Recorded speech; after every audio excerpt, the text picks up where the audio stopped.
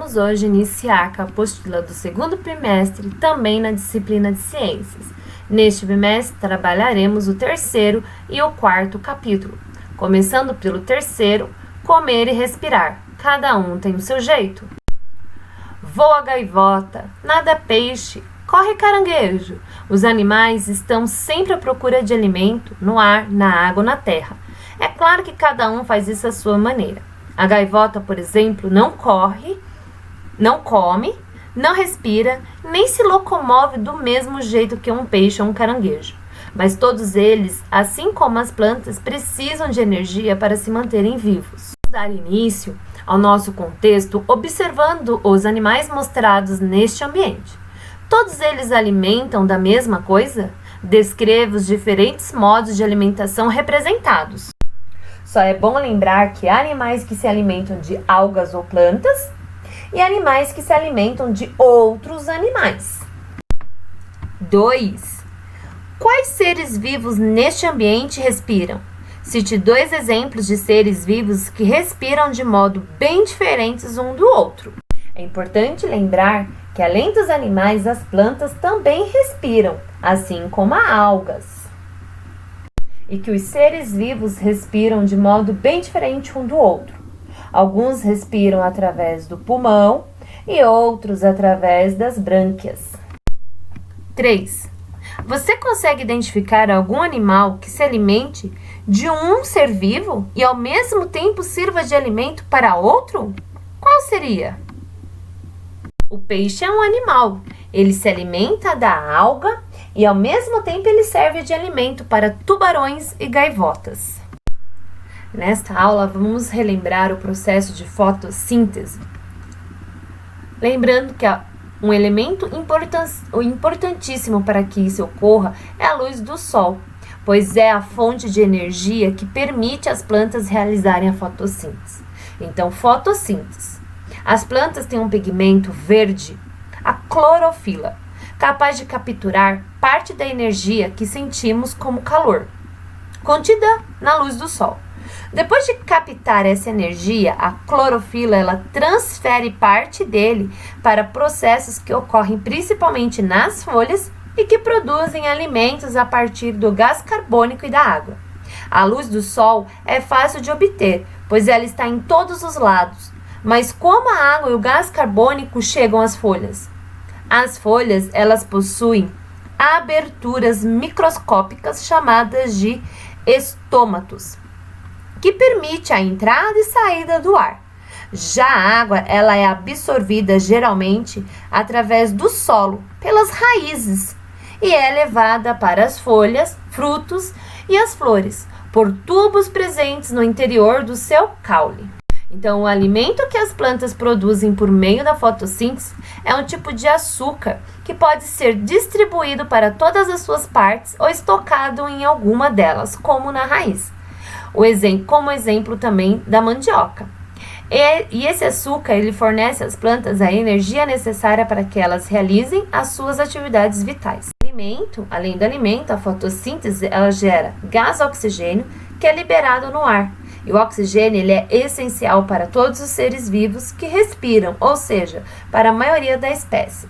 Então vamos recapitular. A planta precisa da luz natural, que é a luz do sol, do calor do sol, da presença da água, que ela absorve através do solo pela sua raiz e transporta por um tubo presente no interior do seu caule para frutos, folhas e flores.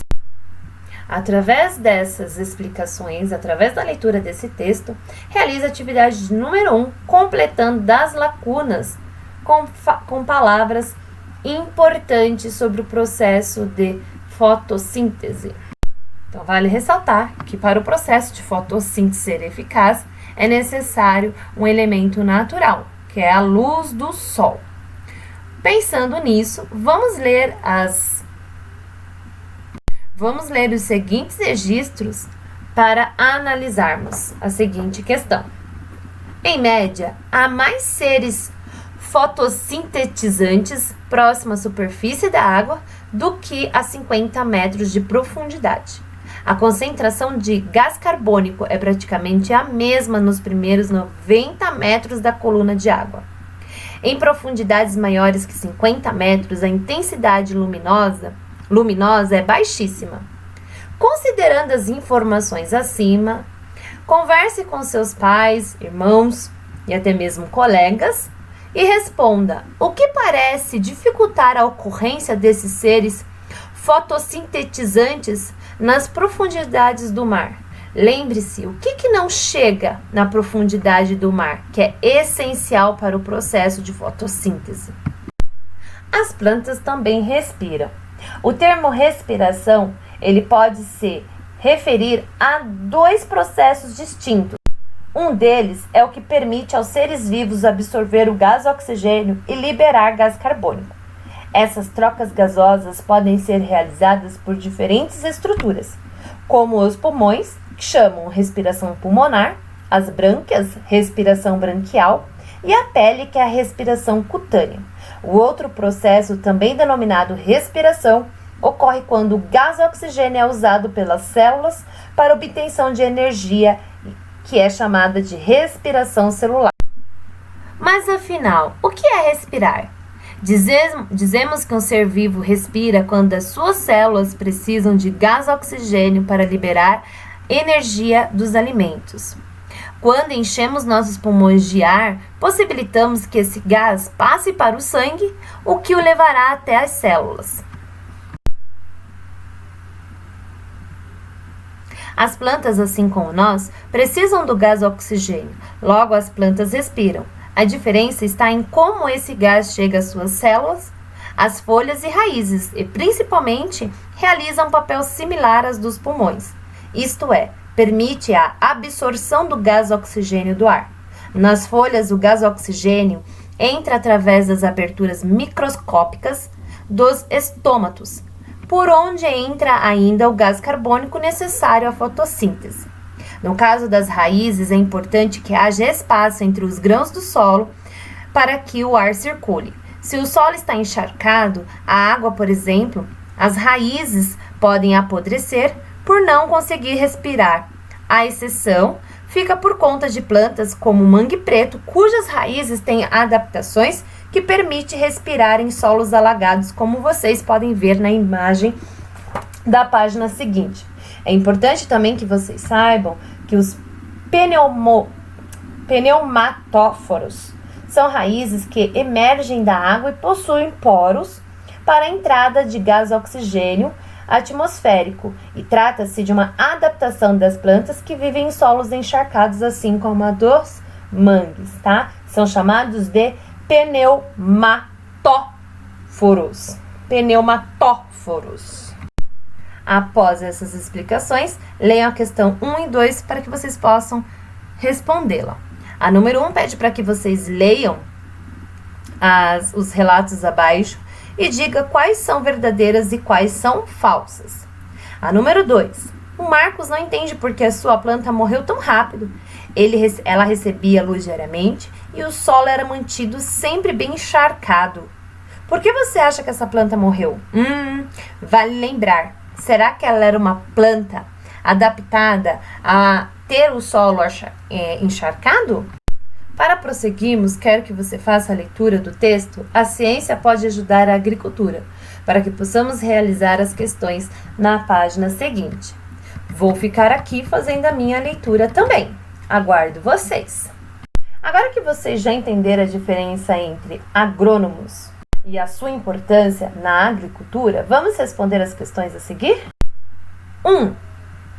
Podemos considerar o agrônomo como um cientista? Por quê? É importante que vocês percebam que as atividades de pesquisa de um agrônomo, tanto em campo quanto em laboratório, elas envolvem a prática investigativa da ciência, isto é, observação, medição, comparação, previsão, entre outros. Então, por isso, os agrônomos podem ser considerados cientistas. 2. Você acha que os agricultores deveriam sempre procurar a ajuda dos agrônomos? Se sim, antes ou depois de iniciarem o cultivo? Se não, por que não? A minha opinião é que os agrônomos eles podem não ser necessários em cultivos de pequena escala, a não ser que o pequeno agricultor se depare com um problema que não consiga resolver facilmente. Já os grandes produtores eles podem contratar agrônomos antes de iniciar os seus cultivos, a fim de planejá-los melhor e assim evitar perdas desnecessárias. 3. Os agrônomos são os únicos que devem ser ouvidos quando está planejando um cultivo? Será? É muito importante, crianças, lembrar da participação de outros profissionais ligados às atividades agrícolas, como os biólogos, que são profissionais capazes, por exemplo, de prever os impactos ambientais do cultivo e sugerir medidas sustentáveis no manejo da terra. Vale lembrar que é importante também escutar os próprios agricultores, pois os seus saberes são adquiridos por meio da experiência e transmitidos ao longo das gerações. Foi muito bom estar com vocês hoje nessa aula de ciências, crianças. Espero vocês na próxima aula. Até mais!